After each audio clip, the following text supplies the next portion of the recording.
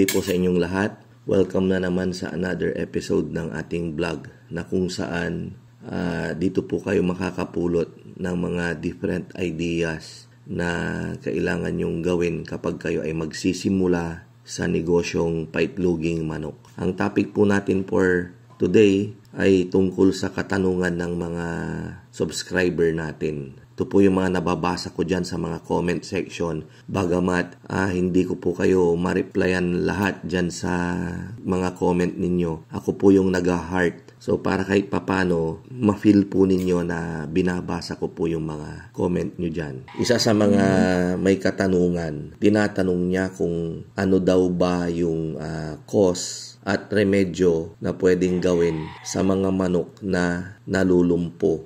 Unahin natin yung cause kung bakit nga ba may mga mangilan-ngilan lang naman na manok tayo na nalulumpo or napipilay. Alam nyo po kapag sila yung nagsiksikan, di po ba apat sila dyan sa isang pintuan ng cages, isang compartment. Minsan po kasi kapag masyado silang malikot, nagkakaroon ng movement, apakan. So naapakan nila yung isa. So nagkakaroon tuloy ng napipila yung manok. Lalong-lalo na kapag yung posisyon ng kanyang paa ay medyo naipit sa cages. Ayan, so naipit na nga, bigla siyang aapakan, lalaban naman siya, puwersa siya para makaalpas dun sa pagkakaapak sa kanya. So pag gano'n niya, may puwersa. So yun, napipila yung ating manok.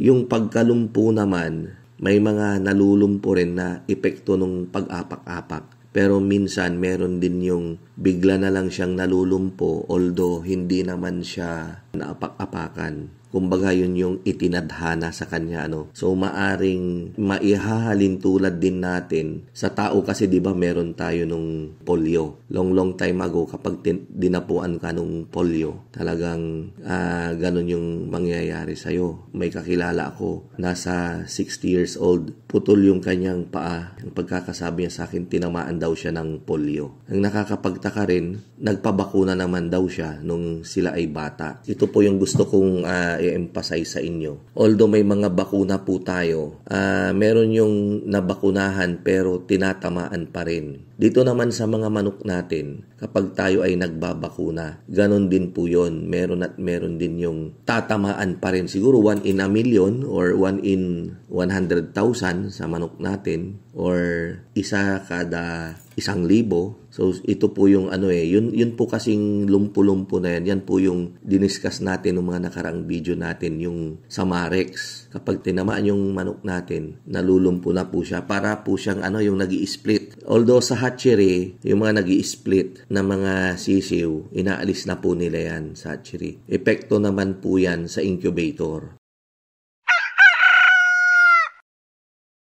Ano ba yung gamot kapag nalumpo? Actually, kapag lumpo na po yung manok, ay wala na pong gamot yan. Ang titignan na lang po natin ay kung siya ba ay malakas pa rin kumain, malakas pa rin uminom. Kaya lang, kapag lumpo kasi siya, baka mahirapan siya na mag-access ng water at saka feeds. So, titignan po natin. Ang gagawin po natin, ibukod po natin yung lumpo. Ayan, ibukod natin, bigyan natin siya ng sariling tubig at feeds. Ngayon, tignan ninyo kung makaka-recover pa. Kung kakain siya, iinom. So, ang mangyayari, dapat lang na kapag kumain at uminom siya, dapat mangitlog siya. Pero kapag hindi na siya maganang kumain, syempre hindi na po mangitlog yan. So, kesa magsayang pa tayo dyan or tamaan pa siya ng sipon, maghahawa pa siya ng mga ibang alaga natin. So, ulamin na lang po natin. Total, napakasarap ng itong RPL natin, itong layers natin.